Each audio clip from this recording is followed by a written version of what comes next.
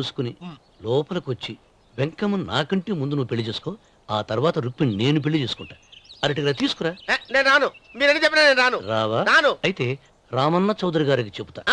వద్దు వద్దయ్యో. తీసుకురా. నమస్కారం అండి.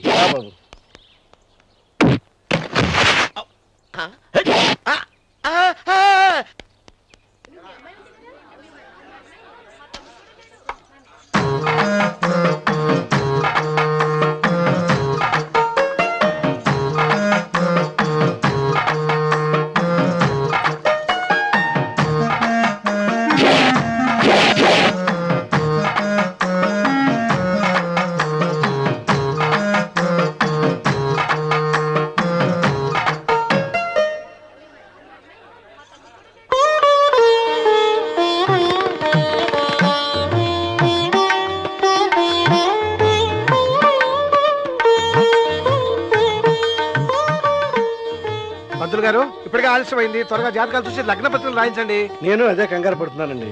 ఇప్పటికే ఆలస్యం అయిపోయింది, మంచి ముహూర్తం దాటిపోతుందేమోనని. మీరు మాత్రం ఏం చేస్తారండి? మీ ఊరు నుంచి బయలుదేరి రావాలంటే ఒకవైపు కొండ, ఇంకోవైపు చెరువు, మధ్యలో ఆలయం. ఆలయం లేకపోతే సమయానికి వచ్చి ఉండేవాళ్ళుగా. ఏడముందో తెలియని కవకు తెప్ప 30 ఎకరాల భూమి నిత్యాన్నదానం కోసం అమ్మవారి దేవుడానికి రాసేసిన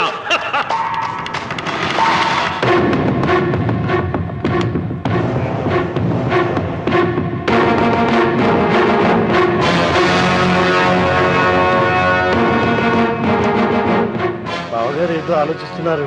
లాంఛనాలు ఏమన్నా కావాలంటే చెప్పమనండి. ఏమిట్రా ఇంకా ఆలోచిస్తున్నావు? రావుడు, వాళ్ళంతా కంగారు పడుతున్నారు. శుభం.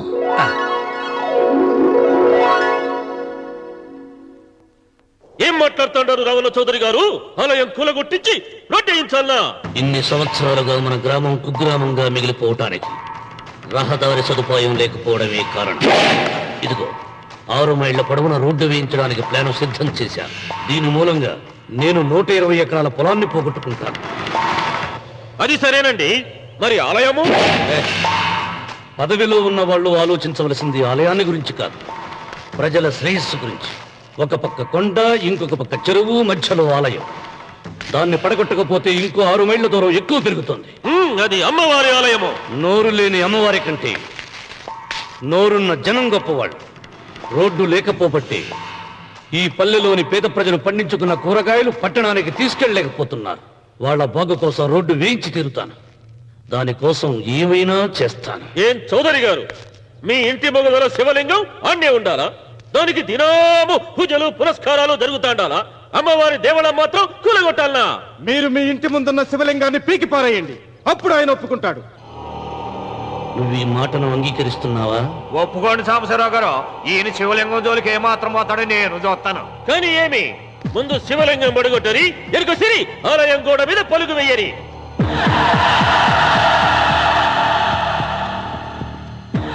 ముందుకేసిన అడుగు వెనక్కి తీసి అలవాటు ఈ రామన్నకు లేదు. నేను మడమ తిప్పను. మీరు మాట తప్పితే మరణహోమమే.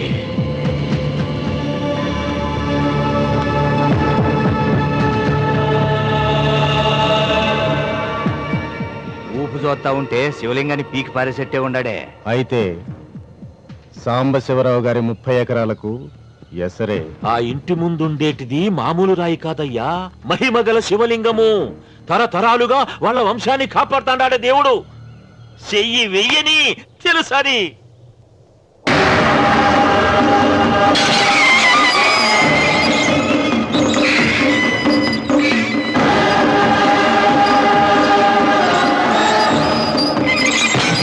త్వరగా పైన అయ్యగారు వీధి గుమ్మ నుంచి వస్తున్నారమ్మా. వీధి గుమ్మ నుంచి వస్తున్నారు. ఆ నల్లరాయిని పెకిలించండి.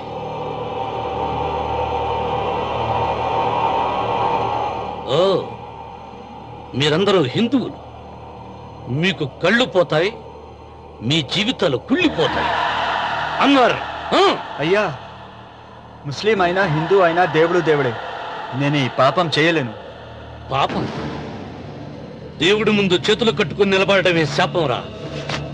నేనే పెకలిస్తాను.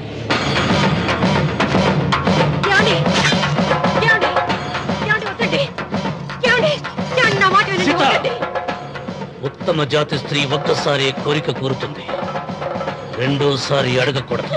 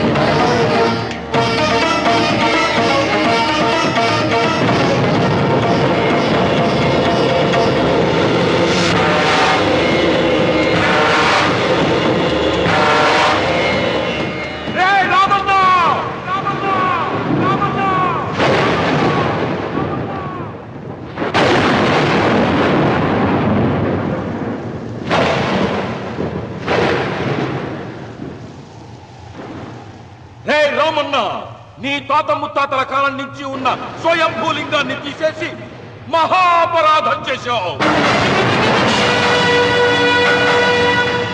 ఏ ఈశ్వరుడు నీ కుటుంబాన్ని వంశాన్ని 3 కళ్ళతో చల్లగా చూస్తున్నాడో ఆ శివుడికి నువ్వు కోపం తెప్పించావు.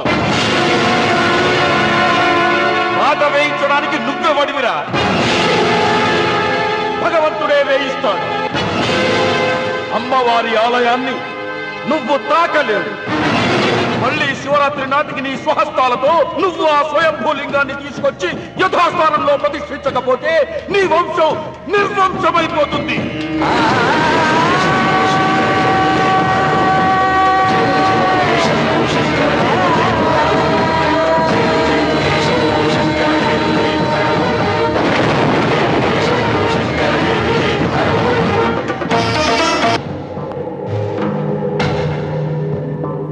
శివలింగాన్ని మీకు చెరులో పారేశాడు, ఇంకా గుడి మీద కూడా వస్తాడు.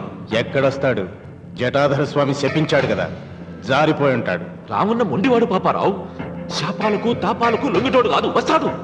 అతను వచ్చే లోపే పొలం ఆక్రమించుకోకుండా దేవళం కూలగొట్టకుండా ఏదో ఆలోచించాల.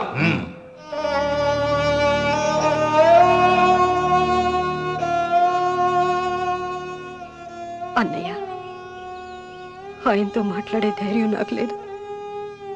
నువ్వైనా మాట్లాడి మళ్ళీ శివలింగాన్ని ఇక్కడ ప్రతిష్ఠించమని చెప్పు. వాడిని గురించి నాకంటే నీకే బాగా తెలుసమ్మా. వాడు నా మాట వింటాం. నాకు భయంగా ఉందన్నయ్య. ఆపద ఏ వైపు నుంచి వస్తుందో ఏమిటో.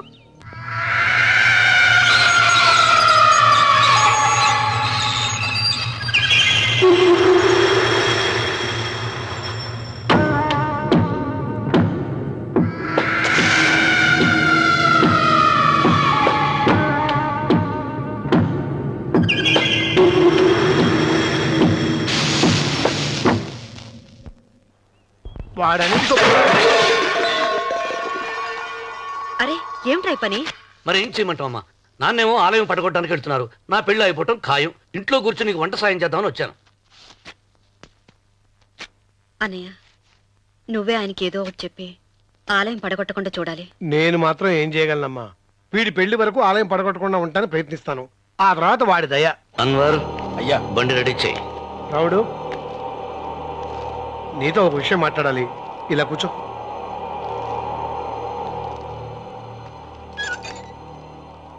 ఆలయం విషయంలో నీ పంత మానుకోవా? నిన్న జరిగింది మరచిపోను, నేడు జరగాల్సింది వాయిదా వేయను, రేపు జరగబోయేదాన్ని గురించి ఆలోచించను. ఆలయాన్ని ఈ రోజే పడగొట్టిస్తాను. నీకు కావాల్సింది పొలం కదా, ఆలయం జోలికి ఎందుకు వెళ్ళటం? ఆ పొలం నాకు దక్కకుండా అడ్డుపడింది అమ్మవారి ఆలయమేగా. ఆలయాన్ని పడగొడితే ఆ పొలం నీదవుతుందా? అవుతుంది. ఆ సాంబశివరావు పొలాన్ని రాసింది ఆలయానికేగా. ముందు ఆలయాన్ని పడగొట్టించి ఆలయమే లేదు కాబట్టి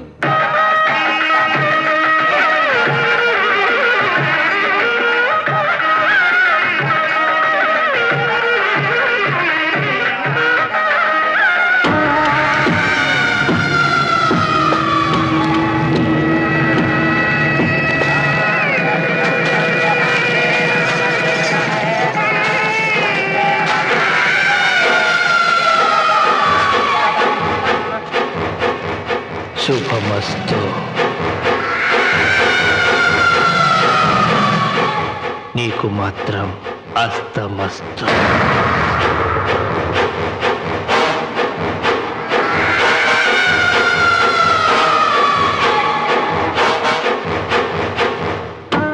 పెళ్లి కూతురు కంటే నువ్వే అందంగా ఉన్నావు.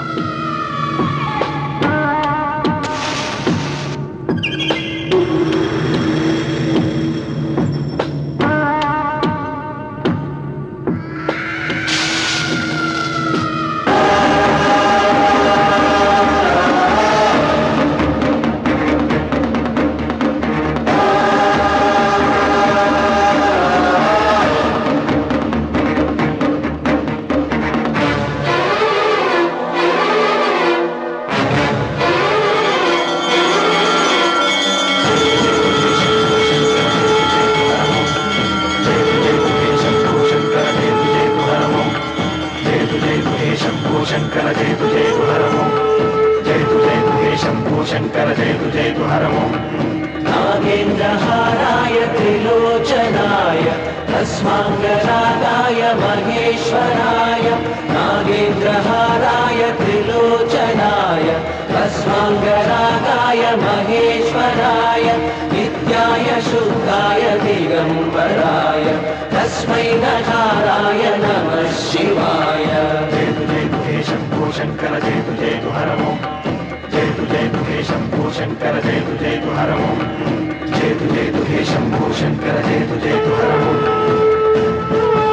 ఇదిగో లోకేశ్వరరావు, అయ్యా, రేపు అన్నయ్య పుట్టినరోజు కదా, ఎవరైనా కొత్తగా పెళ్లి చేసుకున్న జంటలున్నారేమో చూడు. అలాగే. ఆగండి, నేను చెప్పేది వినండి. మీకందరికీ తెలుసు, ప్రతి సంవత్సరం శివరామకృష్ణయ్య గారు తన పుట్టినరోజు నాడు పెళ్లి చేసుకునే కొత్త జంటకు తాళిబొట్టు, కొత్త బట్టలు, 2 ఎకరాల పొలం దానం చేస్తారు. కాబట్టి రేపు ఎవరైనా పెళ్లి చేసుకునే వాళ్ళు ఉంటే వచ్చి పేర్లు నమోదు చేసుకోండి.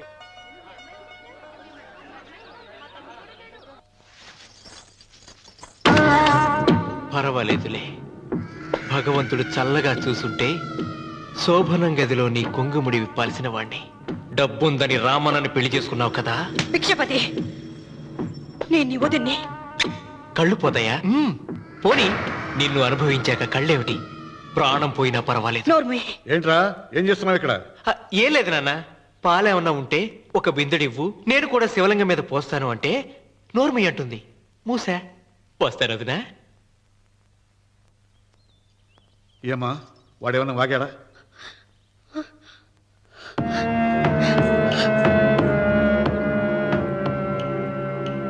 రే భిక్షపతి!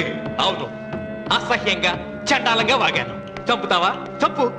మీ తాత ముత్తాతలు జంతువులు చంపితే నువ్వు నన్ను చంపు. చంపి నా తల కూడా గుమ్మానికి వేలాడగట్టు. ఇదిగో, పుట్టినప్పటి నుంచి సీత నా భార్య అనుకున్నాను, ఆరాధించాను. నేను తాగుబోతుని, తిరుగుబోతుని, లపుట్టు వేదవునని చెప్పి ఆ సీతకు రామన్న చౌదరి గారికి దగ్గరుండి పెళ్లి జరిపించావు కదా. వాళ్ళ కాపురం కూల్చే వరకు నాకు మనశ్శాంతి ఉండదు. సీతని కట్టబెడితే పీటల మీద విషం దాకా చచ్చిపోతుందని బంగారు లాంటి రామునికిచ్చి పెళ్లి చేయించారా? వెంటనే నీ పద్ధతి మార్చుకోకపోతే నువ్వు తినే అన్నంలో విషం కలిపి తప్పేస్తారా వెధవా? వద్దు నాన్న, వద్దు. ఈ చెప్పు దెబ్బ ఎప్పుడో కొట్టుంటే బాగుపడి ఉండేవాడిని. నాన్న, నీ మీదొట్టు ఇంకెప్పుడు తప్పు చెయ్యను నాన్న, తప్పు చెయ్యను. నన్ను క్షమించు నాన్న.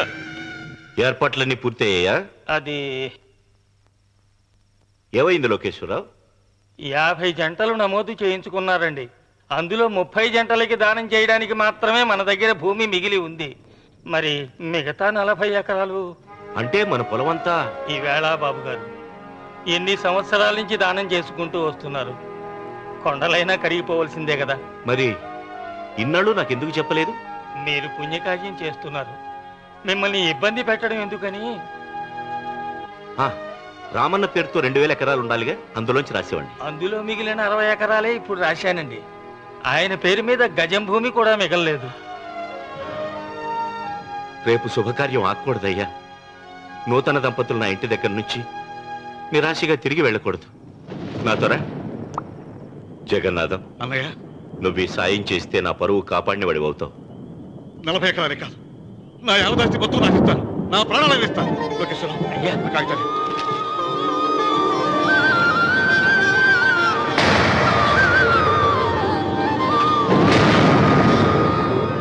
మీ కుటుంబం 10 కాళ్ళ పాటు చల్లగా ఉండాలయ్యా.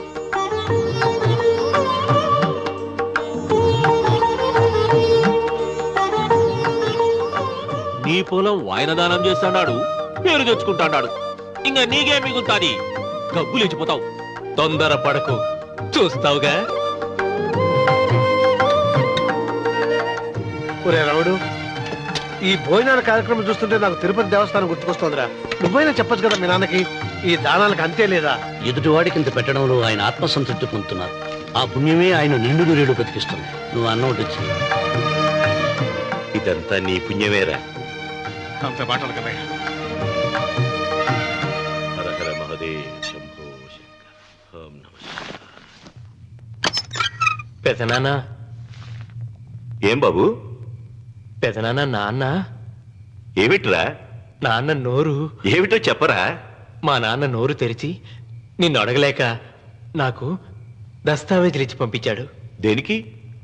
మీరు మా దగ్గర తీసుకున్న పొలానికి గాను రుణపత్రం రాయించుకు రమ్మన్నాడు.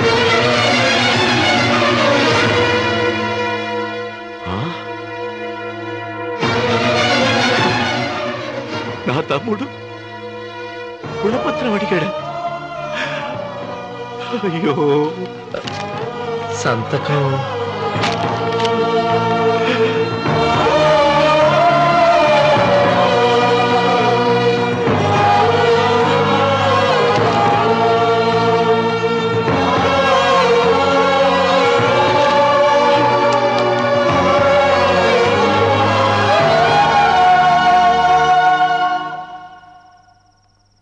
ఏంట్రా తినవేంటి? ఓహో, అన్నంలో విషం కలిపి చంపుతున్నానని భయపడి చస్తున్నావా? లేదురే, తిను. ఏంట్రా, నాకేమైంది? నువ్వు అన్నంలో విషం కలిపి నన్ను చంపుతానన్నావు కదా, ఆ పాపం నీకెందుకు అంటగట్టాలి అని నేనే నా అన్నంలో విషం కలుపుకున్నాను నాన్న. పొరపాటుగా పళ్ళాలు మారాయి నాన్న నాన్న ఎలాగో చచ్చిపోతున్నావు కదా నీకు రహస్యం చెప్పనా ఇంతకు ముందే మీ అన్నయ్య చేత దొంగ దస్తావేజీల మీద సంతకం పెట్టించుకున్నా వాళ్ళని వీధిలోకి తీసుకొస్తా నాన్న నాన్న నాన్న అయ్యో, నాన్న ఈయనతో నీకు చెప్పాక నేను ఎందుకు బతికిస్తాను నాన్న నాన్న నాన్న నాన్న చిన్నప్పుడు నీ గుండెల మీద ఆడుకుంటే తెగ ఆనందపడేవాడు కదా పోయేటప్పుడు కూడా ఆడుకుంటా ఆనందపడే చల్ చల్ గుర్రం చలాకి గుర్రం చల్ చల్ గుర్రం చలాకి గుర్రం చల్ చల్ గుర్రం చలాకి గుర్రం చల్ చల్ నాన్న నాన్న అయ్యో